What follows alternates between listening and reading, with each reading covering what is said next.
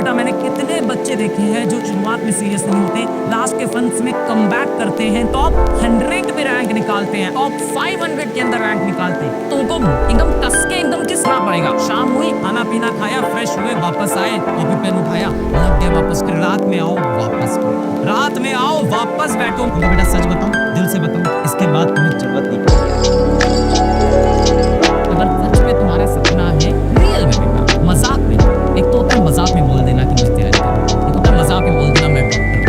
Real में बेटा सच्चे दिल से ईमानदारी से बताओ, तुम्हारा अगर सपना है, क्या तुम 8 घंटे पढ़ सकते हो? कम से कम 8 घंटे मिनिमम। अब ये सवाल उठता है, हो जाएगा बेटा। मैंने कितने बच्चे पीडब्ल्यू के देखे हैं जो शुरुआत में सीरियस नहीं होते, लास्ट के फंड्स में कमबैक करते हैं, नीट के अंदर टॉप 100 में रैंक निकालते हैं, आईआईटी के अंदर टॉप 500 के अंदर रैंक निकालते हैं।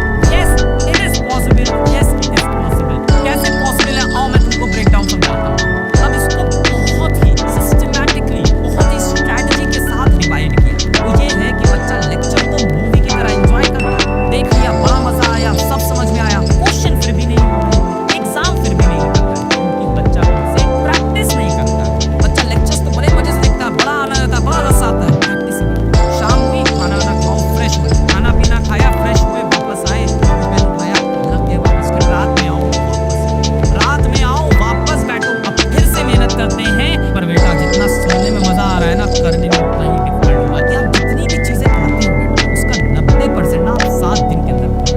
Revision is the biggest problem of candidates. आप अपने दोस्तों से पकड़ना, आप उन बच्चों को पकड़ना जो आईटी या नीट का एग्जाम इस साल दिए हैं, और आप उनसे एक चीज पूछना कि भैया दीदी क्या आपका पूरा सिलेबस कंप्लीट था? वो कहेंगे पूरा सिलेबस कंप्लीट। तो आपका क्या आईटी निकल गया?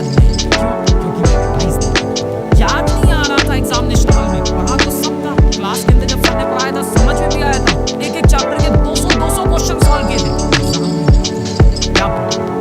Revision is the biggest problem. आपने एक हफ्ते में जितना भी पढ़ा ना बेटा, 90% चीजें तो आप भूल जाते हैं, सिर्फ 10% रिवीजन करेंगे, तब आप फिर रिवीजन करेंगे। मान लेते हैं इस हफ्ते आपका फिजिक्स का एक चैप्टर खत्म।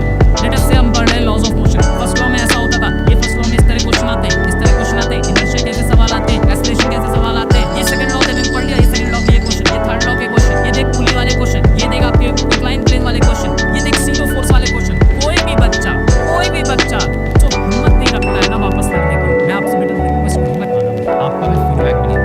जो बच्चा एक्चुअल दिल से फाइटर है ना, 9, 5, 14, 2, 16 घंटे एक चैप्टर पे अपने को कितने मिले थे? 30 घंटे। अभी भी 14 आवर्स, 14 घंटे अभी भी आपके बचे हुए हैं, जिसमें आप बेटा सेल्फ स्टडी, प्रैक्टिस, रिवीजन खुद से भी कर सकते हैं। तुमको बेटा सच बताऊं, दिल से बताऊं, इसके बाद तुम्हें जरूरत नहीं पड़ेगी यार। ये 16 आवर्स एक्चुअली इनफ होंगे, जिसे हम बोलते हैं गोल्डन पीरियड। ये 14 आवर्स में तुम थोड़ा ऊपर नीचे भी कर गए ना, कोई टेंशन नहीं है, यहाँ पे चीजें संभल जाएगी। पर यहाँ तुमने ऊपर नीचे किया ना बेटा, फिर अब समय नहीं है। 14 घंटे पढ़ूंगा, 14 घंटे की रोज पढ़ाई करेंगे। आई प्रॉमिस, अगर तुम नहीं लिखोगे मैं बंद कर दूंगा, क्योंकि कोई मतलब नहीं ना, कोई मतलब नहीं। मैं किस लिए सब कर रहा हूँ? तुमको एकदम कस के एकदम घिसना पड़ेगा। तुम डिसाइड कर लो कि तुम्हें अभी भी डॉक्टर बनने का सपना पालना है या ऐसे छोड़ना है। ऐसा तो है नहीं कि तुम्हें कुछ भी नहीं आता है, तुम्हें काफी चीजें आती है। जिसकी प्रिपरेशन खराब है, जिसकी प्रिपरेशन ठीक है, जिसकी प्रिपरेशन अच्छी है, सभी के स्कोर यहाँ से बढ़ेंगे। जो भी आप पहले परफॉर्म कर रहे थे, वहां से आपका स्कोर 50-100 बढ़ जाएगा, है ना। मतलब सपोजिटली अगर आप 350 पे हो, तो आप 450, 500, 550 पे पहुंच सकते हैं। 50 इसलिए बोला कि ऑलरेडी किसी के 550 आ रहे हैं, तो भाई 600 हो जाएंगे, 600 आ रहे हैं, 650। जिसकी तैयारी बहुत खराब चल रही है, उसमें ज्यादा इंप्रूवमेंट आएगा, ये डेफिनेट सी बात होती है, क्योंकि बाद के नंबर टफ होते हैं। तो अगर किसी के अभी भी 300 नंबर आ रहे हैं, तो डेफिनेटली आपका बहुत बढ़ने वाला है।